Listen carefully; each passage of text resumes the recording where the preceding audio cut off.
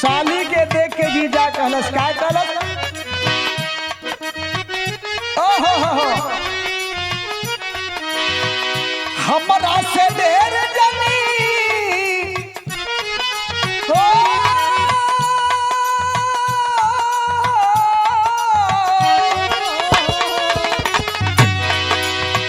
हमरा से ढेर जनी करत हूँ खेला हमरा से ढेर जनी करत हूँ खेला छुए दाया जा छुआई पूछ लेला छुए दाया जा छुआई पूछ लेला छुए दाया जा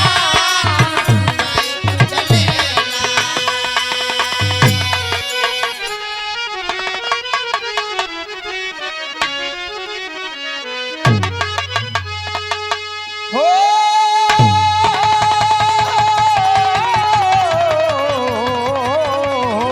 राम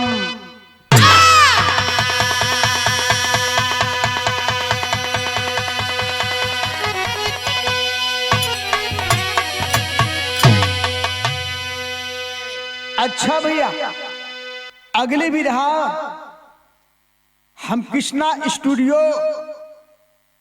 मेहनगर देवरिया मोड़ आजमगढ़ कृष्णा यादव म्यूजिक डायरेक्टर के देख रेख में गंगालाल गौड़ पूरी पार्टी हमारे पार्टी में हमारे बड़ा भैया नगीना राजभर कोरस पर छोटे भाई मनोज भारती कोरस पर और हमारे बड़का भैया लक्ष्मण भारती हारमोनियम पर और हमारे बड़े भाई नगीना भाई ढोल वादक बहरियाबाद से पूरी पार्टी से हम आप लोगन के बीच में बिरहा पेश करत हई हमके आशा ही नहीं पूरा विश्वास बा कि बिरहा के सुन के आप लोग लाइक और कमेंट जरूर करिहन साथ साथ सब्सक्राइब भी करिहन और ये छोट भाई के प्यार और दुलार जरूर दिहन।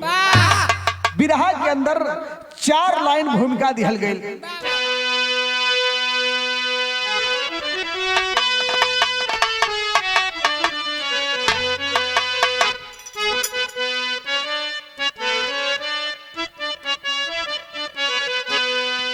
कौन कहता है उसको चमन दोस्तों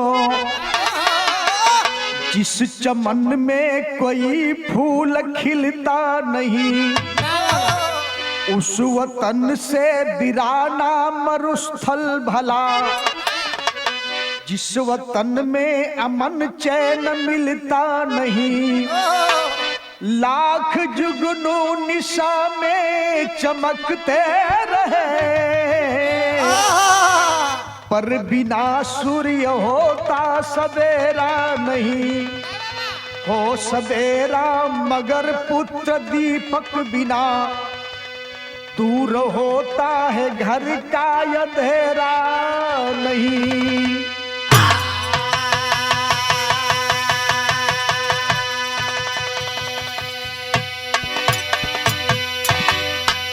ए भैया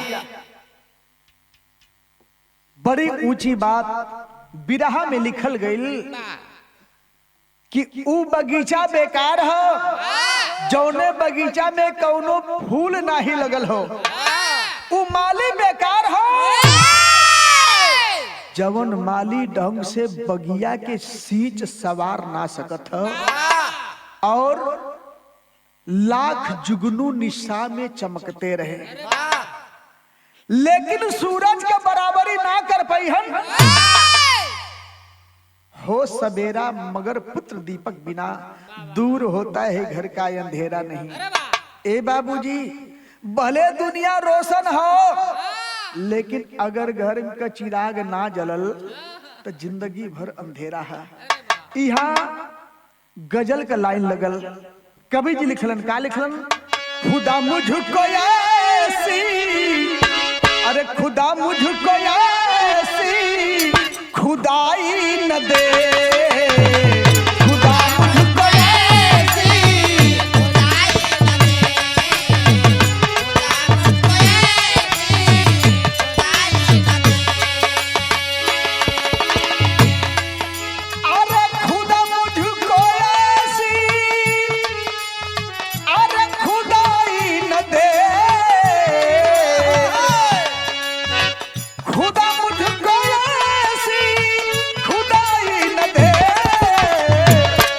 मदीना यहाँ से दिखाई न दे, मदीना यहाँ से दिखाई न दे, मदीना यहाँ से दिखाई न दे, मदीना यहाँ से दिखाई न दे।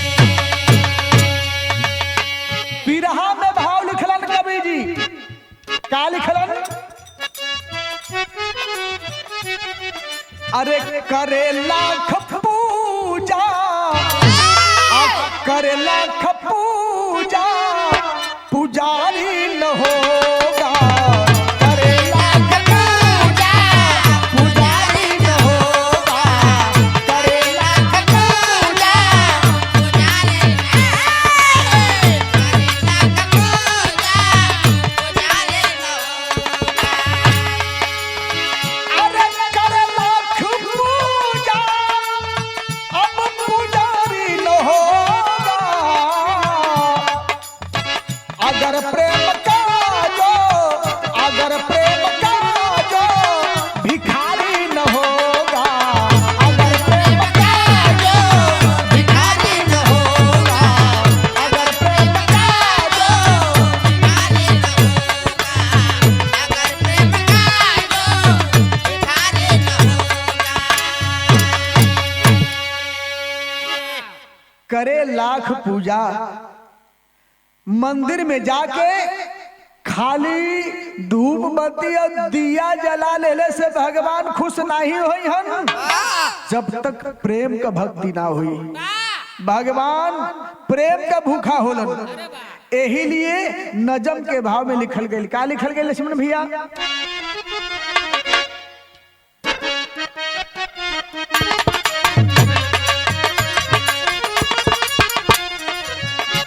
राजा थे हरिश्चंद्र लग्नपुर के निवासे,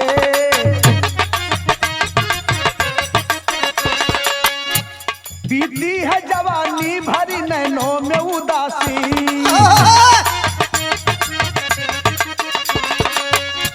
दौलत अपार थी बड़े धनवान थे राजा,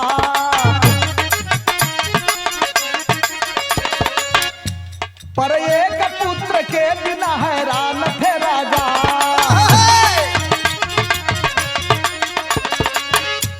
किस्मत ने है कमाल चौथपन में कर दिया, पैदा हुआ है लाल खाली गोद भर दिया,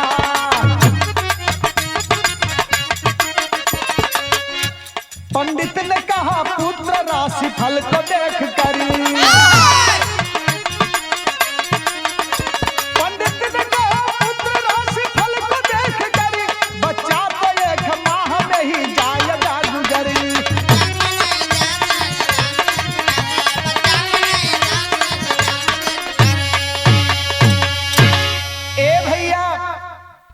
हरिश्चंद्र राजा अपने राज्य में प्रजा बड़ी खुशहाल हो, राजा प्रजा सब सुखी हो, हर प्रजा मनावत है कि हमार राजा जब भी रहत आजीवन हमन का राजा यह हरिश्चंद्र राजा रहे।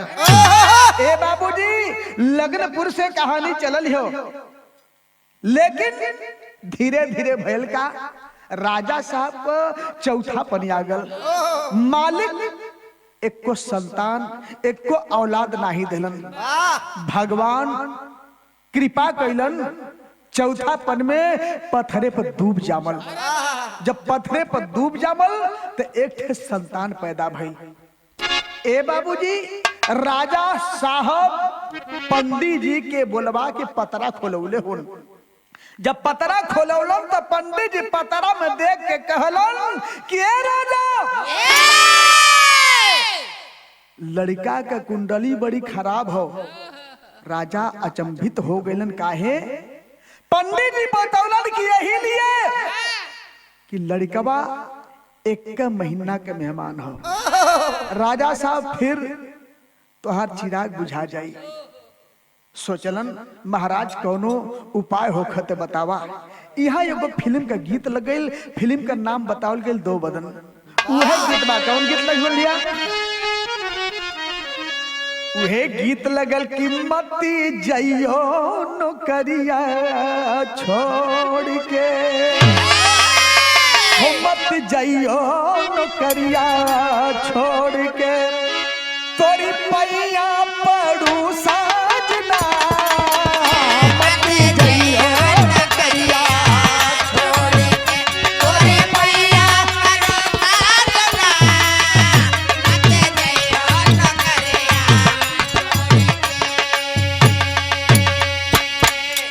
पंडित जी राजा साहब के उपाय बताओ थवन। लड़कवा कैसे बची? बची जई है दुलरवा गोद के, हो बची जई है दुलरवा गोद के, मोरी बतिया अगर मान ला, बची जई है दुलरवा गोद के, मोरी बतिया अगर मान ला, मत जइयो दुलरवा गोद के। तभी फूलवा खिली, तभी फूलवा खिली, तुझे खुशबू मिली, बची गई है दुलरवा गोद के, मोरी बतिया अगर मान ला, बची गई है दुलरवा गलिया के, तोरे बतिया अगर मान ला, बची गई है दुलरवा। गलिया के। उपाय बतौलन, शादी करावा महीने के अंदर, घर में दुल्हनिया जो आएगी, उसकी मुकद्दर से बच्चे की राजा, लंबी उमरिया हो जाएगी। एक महीने के अंदर लड़कवा का ब्याह करवा दो। एलिए ये जौने लड़किया से लड़कवा का ब्याह होई वहू तो उम्र के लग जाई, उमरिया लंबी हो जाई, अन्यथा उसके बिना और चारा नहीं है, सच कहूँ मान ला, बची गई है दुलरवा गोद के, मोरी बतिया अगर मान ला, मत जइयो दुलरवा गोद के, तोरे बतिया अगर मान ला, मत जइयो दुलरवा गोद के। राजा साहब इतनी बात जब सुन ले हम तो सोच में पड़ गए। यहाँ लक्ष्मण भैया गीत बदल गए।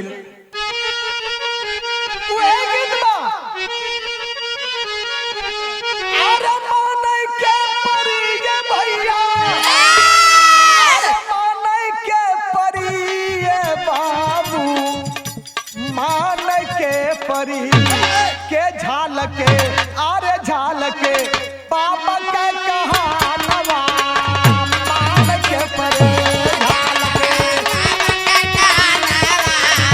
मान के परी झालक, बाबा का कहनावा मान के परे। आय हाय राजा साहब बड़ा उदास हवन। उदासी का कारण कि हमार लड़कवा एक के महीना में खत्म हो जाई, लेकिन पंडित जी बड़ा समझौलन।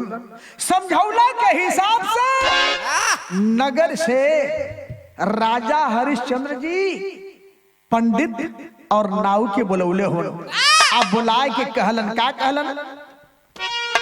अरे भेजलन तभी हो भैया, भेजलन तभी ये बाबू, भेजलन तभी की राजा, अरे राजा नाऊ यम भानवा, भेजलन तभी अरे राजा नावल बाबा नावा भेजल कभी, अरे राजा नावल बाबा नावा भेजल करे।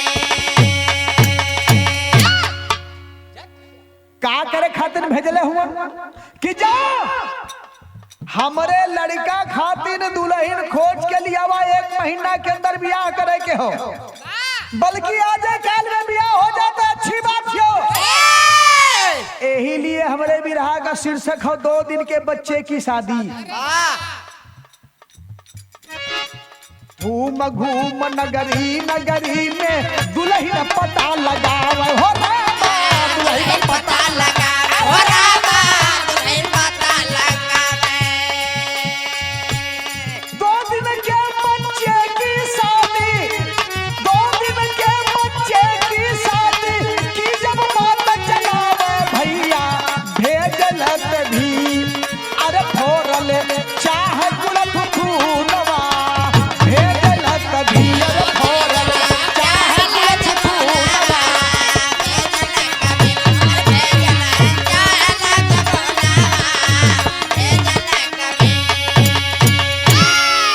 ए भैया जौने दरवाजे पर नाऊ और पंडित जाके सवाल रखे कि 2 दिन का लड़का बा ओकर बियाह करे खातिर हम लड़की खोजाइल बाड़ी। जे सुने लाठी डंडा लेके दौड़ावे, अपन जान बचा के नौआ पंडित भागे के कोशिश करे। इतने ना बात सुनत लड़की वाले गाली दे तुरंत भगा हो गाली दे तुरंत।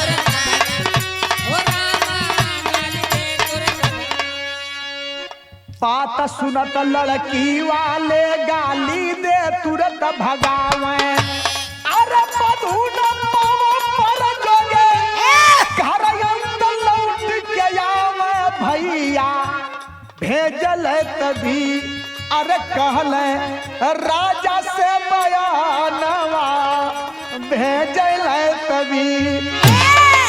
ए भैया जान बचा के आके राजा से है सारी बात कलन कि सरकार हमन जान बचा के भागल आवत है, हमन के बस का ना बा कि कहीं लड़की मिल जाए। यहाँ गीत लगल, कौन गीत लगल लक्ष्मण भैया?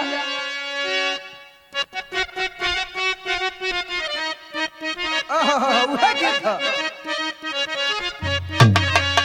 अरे पिया पिया रटता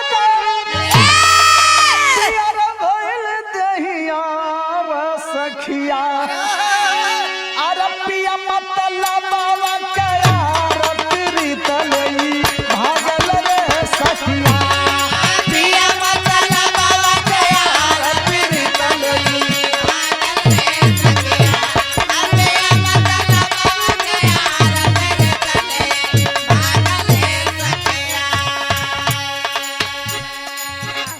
नाऊ और पंडित आके राजा साहब से वापस बतौलन कि ये सरकार अरे खोजी खोजी हरली मिले ना दुल्हनिया राजा, अरे मारा बदे लड़की के बाप सुनत दौड़ा राजा।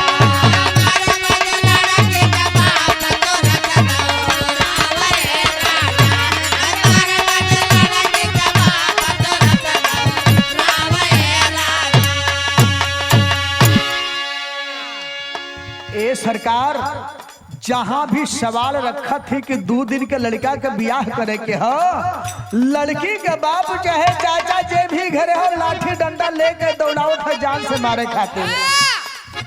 हम मजबूर हैं साहब, अरे घरवा में सब ही के बिटिया सयानी आया गिया में कैसे लगाई केहू पानी, अगिया में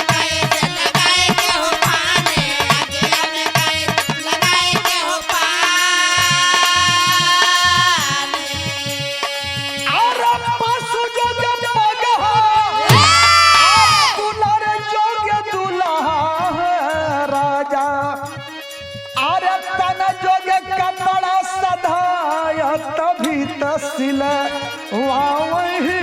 राजा। ऐसा पशु जोगे पगहा ना मिली, दुल्ही जोगे दुल्हा ना रही तो बात ना बनी। राजा साहब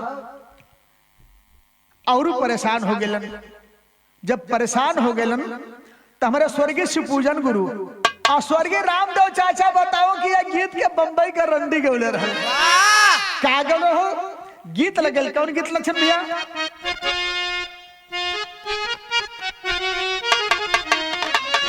वह गीत गवलस की हम प्रीतिया अरे हम प्रीतिया कि हम प्रीतिया करीतियो न जनली अरे की जिंदगी जवाल हो गई हम प्रीतिया करीतियो न जनली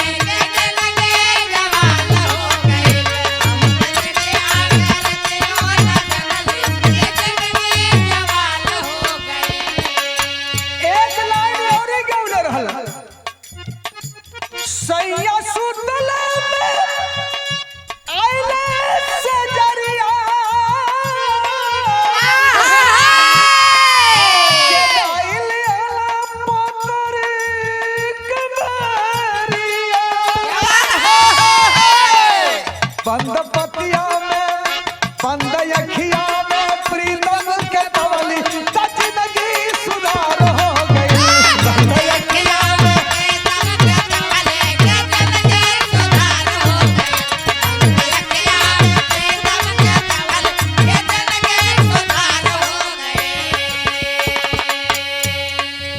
राजा साहब बड़ा उदास भइलन भूप बतिया पे हो भूप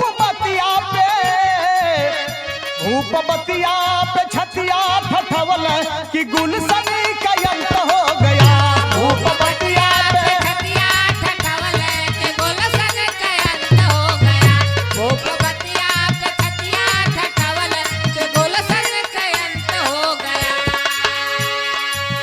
राजा साहब परेशान होके अपने साथी के चिट्ठी लिखले हवन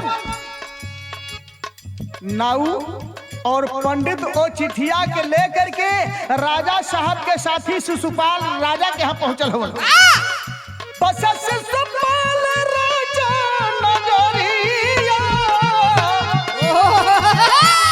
तभी साथी के भेजे खबरिया बंद पतिया अरे बंद पतिया संगतिया जो पवन तो पतझड़ बसंत हो गया बंद पतिया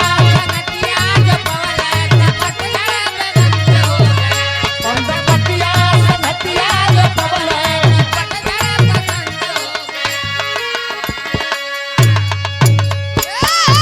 ए भैया शिशुपाल राजा अपने साथी राजा के चिट्ठी जब पवले हवन पढ़ के सोचे लगल सोचलन त का सोचलन यहाँ तेरी का लाइन लग गई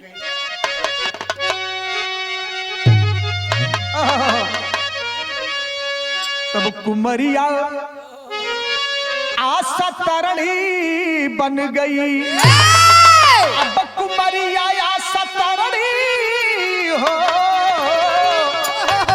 कुमरिया आशा तरणी बन गई भेजे खबर भूप हम करवा नाते दरिया नाते दरिया नाते दरिया नाते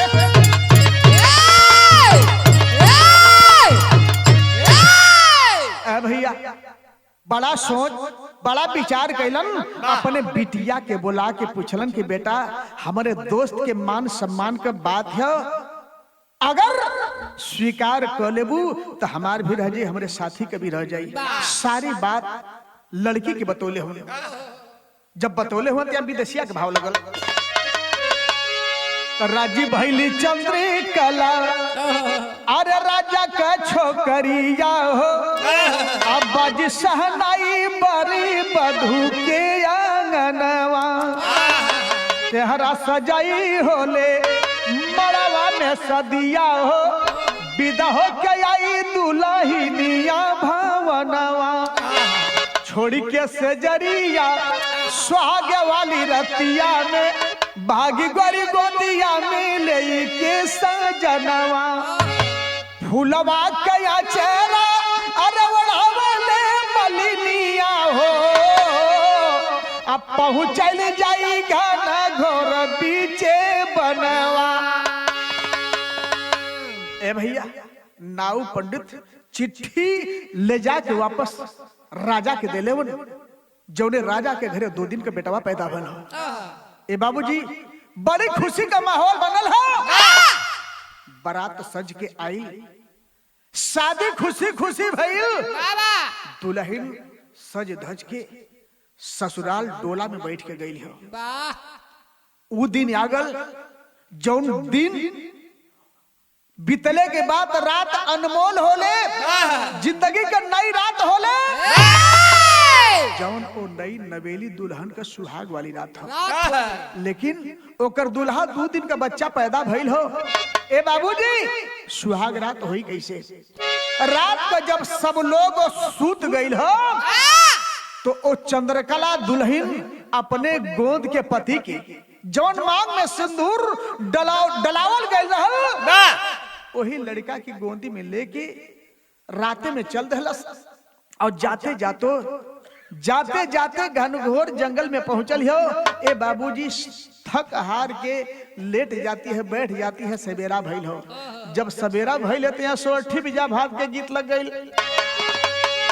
रोतिया बिताला जब भाई ले बिहाना वायर भाई, आचरा कुसुमा कुमिला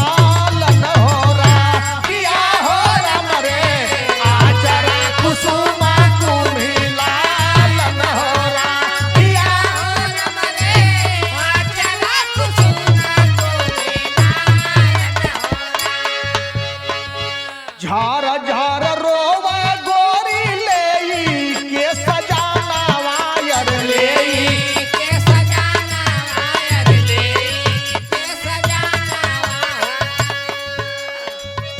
पियावा का दुख ना सहालन हो रहा। ए भैया, सबेर भइल हो, हक हार के बैठ जाती है। लड़का ओकर दुल्हा भूखा गइल, रोवत हो, परेशान हो, आखिर कहां से का खियावे का पियावे। तब यहाँ गीत लगल फिल्म गंगा किनारे मोरा गांव से। मेला में सैया भुलैल हमार अब का करी, मेला में सैया भुलैल हमार अब का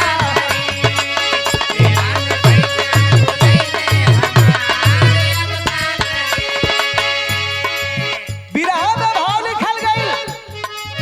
नई नवेली दुल्हन जंगल में रोवत हो, गोदी का सैया भूखैल हमार अब का करी, गोदी का सैया भूखैल हमार। क्या बात है भैया? गोदी का सैया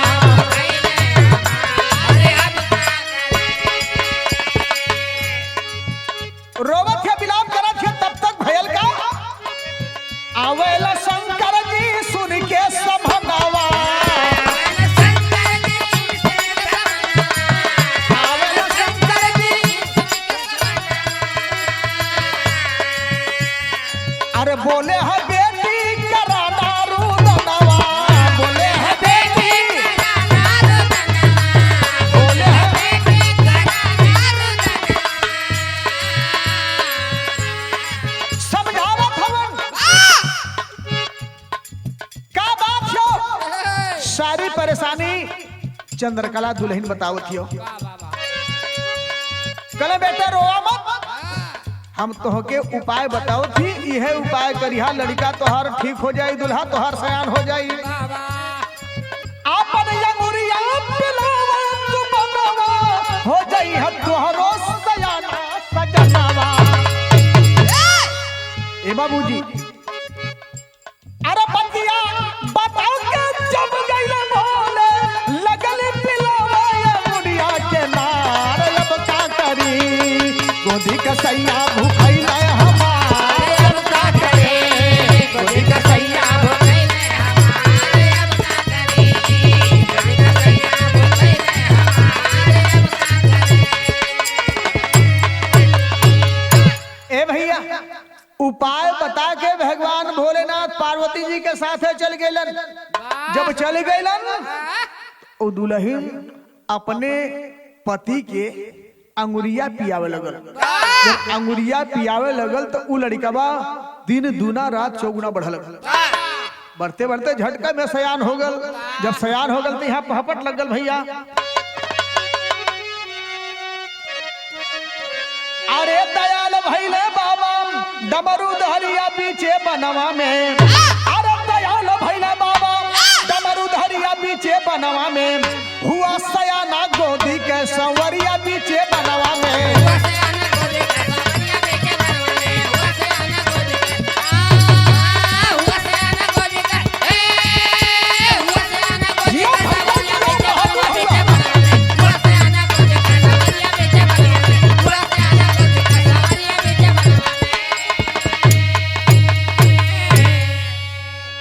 लड़कवा सयान हो गल। जब सयान हो गल तब ही घूमते वही कहीं से एक बहलिया आया हो। रानी पर हो गया दीवाना अपना जल बिछाया हो। अरे किया दोस्ती कुंवर संग छल करिया पीछे बनवा में। आ गया नहान लेके बहती दरिया पीछे बनवा में। ए भैया घूमते फिरते वही जंगल में बहेलिया अपन शिकार खेलत पहुंचल हो। रानी के देखलस बड़ी सुंदर बा और एकरे संगे लड़का एकर आदमी जो बड़ा नादान हो एकरे जोगे ना हो। भयल का दोस्ती कर लिया लड़कवा से। जब दोस्ती कैलस तक कैलस का। अरे नदी किनारे नीचे कसाई जान कुंवर का मारा हो। राह जो हाथी रानी आकर के बोला हत्यारा हो। अरे चला चली है पूनम का जोरिया पीछे बनवा में। हम चंदा तू हमारी बना चकोरिया पीछे बनवा में। चला ये दुल्हा तोहरे जोगे ना हो। अगर राजी रहबू तो हमार तोहार जोड़ी खूब कटी। ए भैया आल्हा लगल यहाँ जियो। आए हाय है आया आया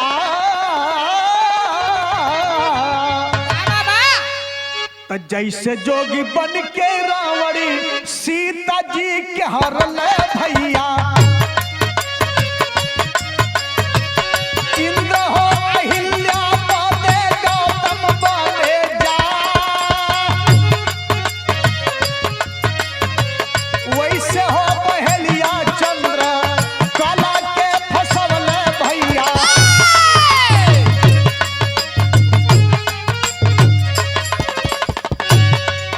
अरे पियावा के कपाटी हो रूपावा बना। रानी झट नहाला पे दहला भिड़वली भैया। अरे कहानी हो ना कालिया दास भरमा। हमरो जवानिया जा हरवा हो गईली भैया। अरे साथी बिना से दिया के दुख ना सहा।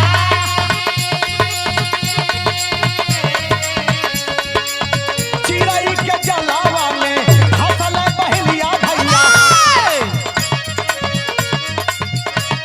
अरे कहतानी हम के ना बनिया पिला।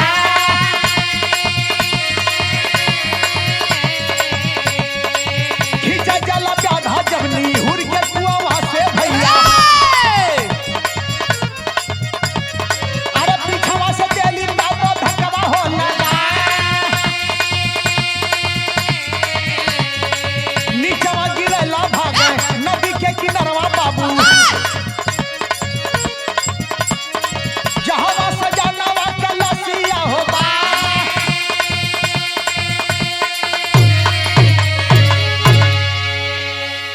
ए भैया रानी परेशान हो। सैया कहाँ गायब भइलन कहाँ चल गइलन। पहेलिया दोस्ती बना के ओकरे पति की ले जाके नदी के किनारे जान से मार दलस। और मरला के बाद कई टुकड़ा काट के फेंक दलस। आकर के चंद्रकला से बात बतौलस के अरे यार हमार तोहार बढ़िया कटी तो नादान रहल बच्चा रहल। आ तोहार दुख हम समझो हमार दुख तू समझू। दोनों जाने के बाद बनल रही।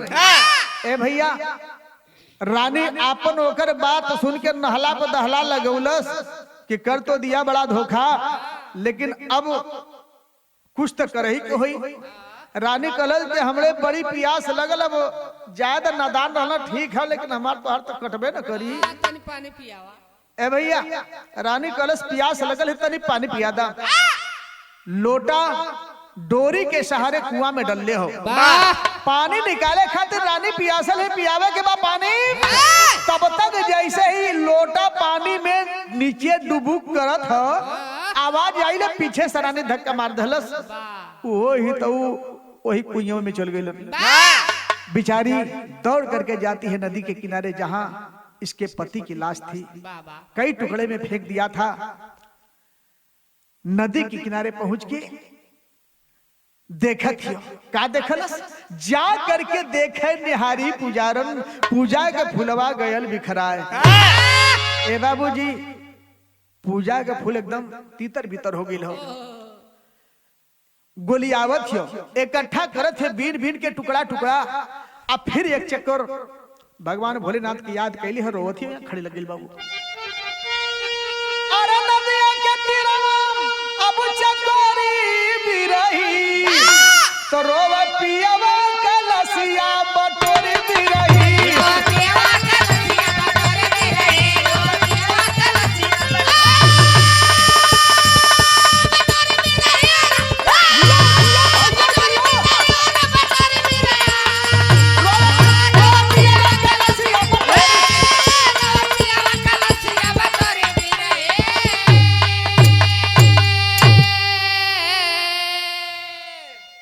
नगीना भैया लाश का टुकड़ा इकट्ठा करके रोवत हियो। जब रोवत हियो तो भैल का तोहरे बदे हो छूटल नहीं हर ससुरवा, गोदिया में लेके तोह बांधली सबुरवा।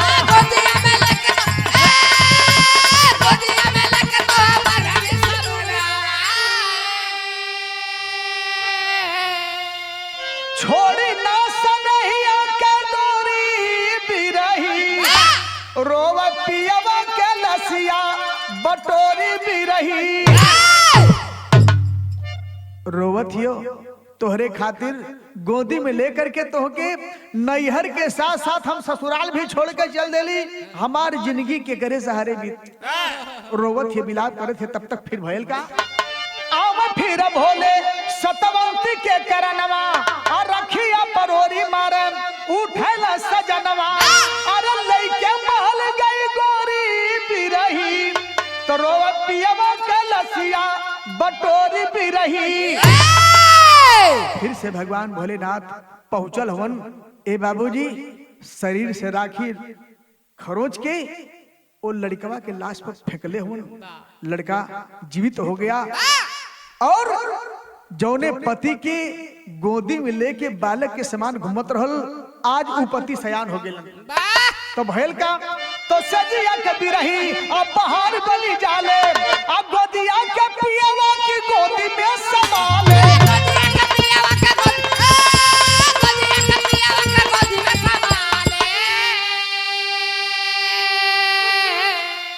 तब चांदनी बिछाई चारों ओरी बिरही, और रोवा पियवा के लसिया बटोरी बिरही।